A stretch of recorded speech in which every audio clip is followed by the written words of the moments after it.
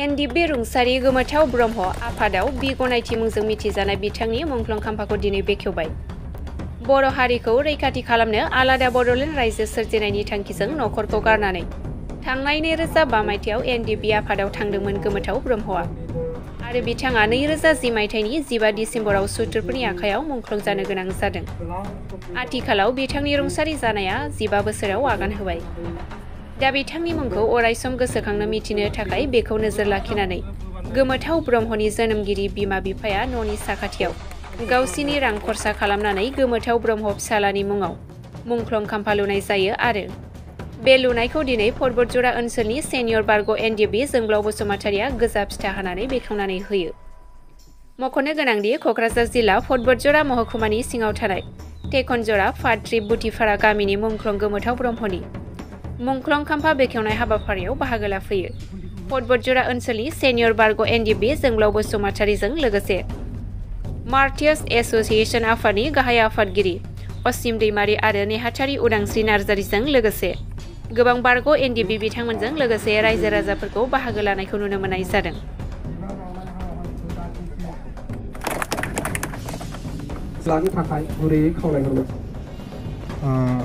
सिगांग्रो गासै एक्स एनडिबि जानानै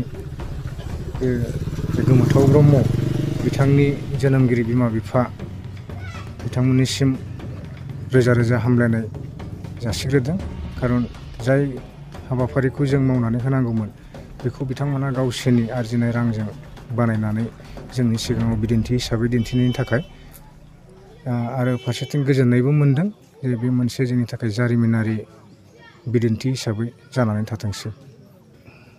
जायफोरा नाखि दा सरकाराव दङ बा सालायबाय थादों बिथांमोननिसिम बेखौनो खावलायदों जे दिनैसिमहालागै जोंनि मुंख्लं न'खरफोरा 642 सा मोननो हादों, नाथाय गोबांथार बांसिनानो मोनाखै। बेखौ थाबैनो मावफुंनानै होनांगौ।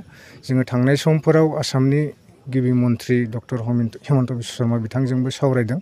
सावरायनाय समाव बिथाङा बुंदों लासैनो गासैखौबो फारि फारि होलांगोन होननानै आसा फारिदों जे बिथाङा गावनि खोथा होनाय बादि इयुनाव जे बे हाबाफारिखौ मावफुंनानै होयो। बिथाङा माबे समावहाय आफादाव थाङामोन आरो माबे समाव बिथाङा मुंख्लं जायो? बिथाङा 2005 मायथाइयाव आफादाव थांदोंमोन। बिथांखौ आंनि आखाइजों दैथायहरदोंमोन। बेनिफ्राय बिथाङा थांनाय 2010 मायथाइनि 15 डिसेम्बरावहाय मुंख्लं जानानै थाङो। गिबि गिबियावनो खुलुमनाय थाबाय साफ्रोमबो नोंथांमोननि चेनेल नायगिरि रायजो राजाफोरनिसिम। दिनैनि नैबे जे फुंबिलि समाव नैबे पर्बतजरा ओनसोलनि भुटियापारा होननाय गामियाव जे मानगोनां बिथां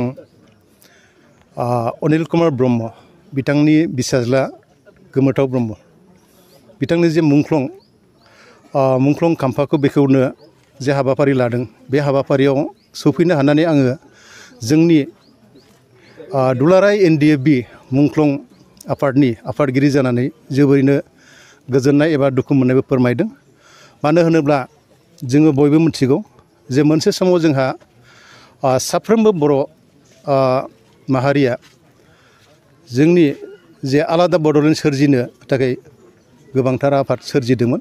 थिग बेबादिनो आफाद सोरजिनायनि गेजेराव मोनसे समनि बर'नि गोख्रों दैदेनगिरि एनडिएफबि बे एनडिएफबियाव बिथाङा जगदान होनानै गावनि आंगो बर' हारिनि थाखाय बिथाङा नारा नाथा जुजिनायनि गेजेराव दिनै सुथुरफोरनि आखायाव मुंख्लं जानो गोनां जाबाय। बे मुंख्लं जानो गोनां जानानै बिथांनि जे जिउ आत्मा आरो बिथांनि जे बलिदान बेखौ जोङो दिनै सुफुंनो हायाखै। दा दिनैनि गेजेराव जोङो आसा खालामदोंमोन जे साफ्रोमबो एनडिएफबि मुंख्लं हिसाबै जोङो सरकारनियाव गोबांबार आसाम सरकार आरो बिटिआर सरकार बिथांमोननियाव जोङो गले गले आर'ज खालामबोदोंमोन जे मुंख्लं हिसाबै जोंनि मुंख्लंफोरनि मोनसे जारिमिनारि मुंख्लं खाम्फा गायसननांगौ होननानै। नाथाय दुखुनि बाथ्रा बिथांमोना दिनै सिङाव मा प्लेन पलिसि लादों आं बुंनो हाया। दा बिथांमोना आगोलावबो थांनाय 2022 चिरां जिल्लानि मोनसे रुपुहि होननाय जायगायाव साम' हाथाइ खाथियाव बिथांमोना माखासे हा एलटमेन्टबो होबाय होननानै बुंदों आरो मुंख्लं खाम्फा गायसननो थाखाय बिथांमोना ज'जा खालामदों। नाथाय जोंनि नोजोराव दिनैसिमबो बिथांमोना बे मुंख्लं खाम्फाखौ गायसननायखौ जोङो गायसननानै अन्थाइ खाम्फाल' गायसननानै दोनदों, नाथाय दिनैसिमबो लुफुंनानै होनायखौ जोङो नुनो मोनाखै। दा बिनि फारसे जोङो दुखु मोननाय फोरमायदों जे अति खम समनि गेजेरावनो बिथांमोना बे मुंख्लं खाम्फाखौ गायसननानै होगोन होननानै जों आसा खालामदों। आरो बिनि गेजेरावनो आं आर'ज खालामगोन जे दानि जे आसाम सरकार आरो दानि जोंनि बिटिसि सरकार बिथांमोननियाव आं आर'ज खालामदों जे बिथांमोना बावैसो समनि सिगां जोंनि बिटिसिनि खुंथायाव थानाय दैदेनगिरि बा चिफ प्रमद बर' बिथां सारा बुंदोंमोन जे मुंख्लं NDFBफोरनो जोङो गासैबो माने अनसुंथाइ जे 5 लाख थाखा गभर्नमेन्टआ जेखौनाखि रादाय खादोंमोन सुक्तियाव लिरनानै दोनदोंमोन बेखौ होफुंजोबनो हाबाय होननानै बिथाङा बुंदोंमोन। आरो माखासे जोंनि गोथाङै थानाय जे एक्स NDFB जोहोलाव आरो जोहोलावजो जे बिथांमोननि एक्स ग्रेसिया 4 लाख थाखा बिथांमोननोबो जों होफुंजोबनो हाबाय होननानै। नाथाय दुखुनांथाव बाथ्राया बेसो जे बिथाङा जे जोंनि मुंख्लं NDFB हिसाबै जोंनि हिसाबाव बा गभर्नमेन्टनि हिसाबाव दङ जे 3111 जन। दा 3111 जननि गेजेराव मुंख्लंफोरनो बिथांमोना साबेसेनो होखो बेखौ आं बिथांनियाव सोंथि खालामदों। जोंनि मोनथिनायाव जोंनि नुनायाव बा बिथांमोननि हिसाबावबो गासै 111 जननि गेजेराव बिथांमोना 642 जनल' बिथांमोना माने अनसुंथाइ हिसाबै 5 लाख थाखाखौ होनो हादों। दा बिथाङा बबे हिसाबै जे मुंख्लं न'खराव 5 लाख थाखाखौ होजोब्बाय होननानै बुंनो हाखो? बेयो आंनि सोंथि। एबा जोंनि मुंख्लं NDFB मुंख्लं जे आफाद बे आफादनिफ्राय जों सोंथि खालामो। आरो माखासे खोथाखौ बिथाङा बुंबावदों जे बिथां NDFB बिदा फंबाय जे अनसुंथाइ हिसाबै जे 4 लाख थाखा होनांगौ बे 4 लाख थाखाखौबो बबे हिसाबै बिथाङा होजोब्बाय मोनजोब्बाय होननानै बुंनो हाखो? दा बियो सोमोनांथाव बाथ्रा। दा जेखि जाया दा पलिटिकेलाव थानाय हिसाबै बिथांमोना नाना धरननि माने गोबां खोथाफोरखौ बुंगोन। बेयो बिथांमोननि नेचारखा, पलिटिकेलनि नेचारखा, जों बेखौ जेबो बुंनो थाङा। दा जिखिनि आद्रा थादों मावनो थाखाय NDFB एबा मुंख्लं NDFBनि बेखौ बिथांमोना बे खम समनि गेजेराव थाबैनो मावनानै होफुंगोन बेखौ आं आसा खालामदों। आरो बिथांमोना बेखौ मावनानै होनाया खुब मोजां।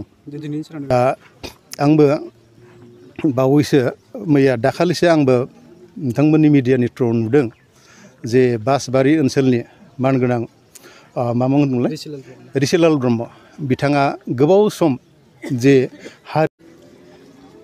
दिनै नुजाफैनाय गुबुन गुबुन गामिनि दैदेनगिरि बुद्धिजिबि गासैबो रायजो राजाफ्रा नुजाफैदों। लोगोसे गोसोआव मोनसे दुखुबो मोनखांनाय फैदों जे बिथाङा जाथि हारि दानायावहाय माहारि दानायावहाय जे गावनि थै जिउखौहाय जेन' बलिदान होलांबाय, गावनि आंगो बिमा बिफा बिदा फंबाय बिब' बिनानाव गासैखौबो नागारलांबाय। दा दिनै जों बे हिसाबै बिथांखौ गोसोखांदों, दुखुबो मोनदों।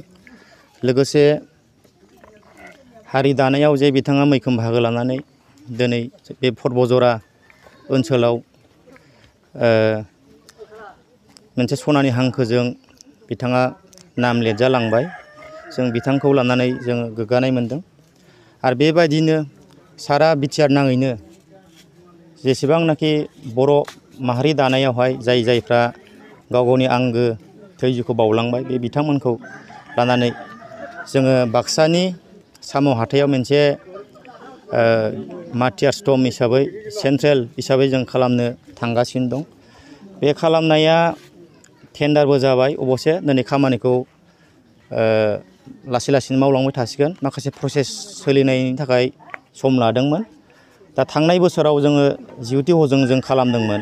जोंनि मार्टियार्स टम्ब बानायनानै जोङो जिथु हजों गिबि खेब खुंबाय। दा बे हिसाबै जोङो मोनसे स्थायी भाबै खुंनो थाखाय मोनसे गिदिर मार्टियार्स टम्ब लुनानै जों खालामलांबाय थानो थाखाय जोङो सानदों। आरो बे साननायनि थाखाय दिनै खामानिखौ मावफुंनो सरखारनिफ्राय जिथुनाखि टेन्डार होनानै दिनै सासे कन्ट्रेक्टरनि मुङै गावनायबो जाबाय। दा खामानिया सोलिलांबाय थासिगोन। बे हिसाबैनो फैगोन 14 सेप्तेम्बर दानावहाय जोङो जमायैनो जोंनि सेन्ट्रेल हिसाबै जों बिथांमोन जिथुनाखि मुंख्लं जालांबाय बे बिथांमोनखौ जोङो 14 सेप्तेम्बर सानखालि जोङो बे जायगायावहाय बे दिनखालि जों गोसोखांबाय थानाय जागोन। आरो लोगोसे माथियार्सफोरनि मुङाव एक्सक्रेसिया मोनब्रै फेज होनाय जाबाय दिनैसिम। बे मोनब्रै फेजआव जों गासै 840 सुबुंनो एक्सक्रेसियाखौ होनाय जाबाय आरो माखासे गोबां दंबावो। बे गोबांखौहाय सरखारजों थानानै सरखारजों रायलायनानै नारसिननानै जोङो जिखिनि बिथांमोना आद्रा थालांदों, जाय न'खर फेमिलिफ्रा आद्रा थालांदों, बैफोरबायदि न'खरनो माबोरै मोनफुंहोनो हायो जों बिनि थाखाय खामानि मावगासिनो दङ। आरो जाय बिथांमोना मोनाखै हयथ' खोब खम समनि गेजेरावनो मोनगोन। जों बिनि थाखाय सावरायगोन आरो हाबाफारि बायदि जों खामानि मावलांबाय थागोन।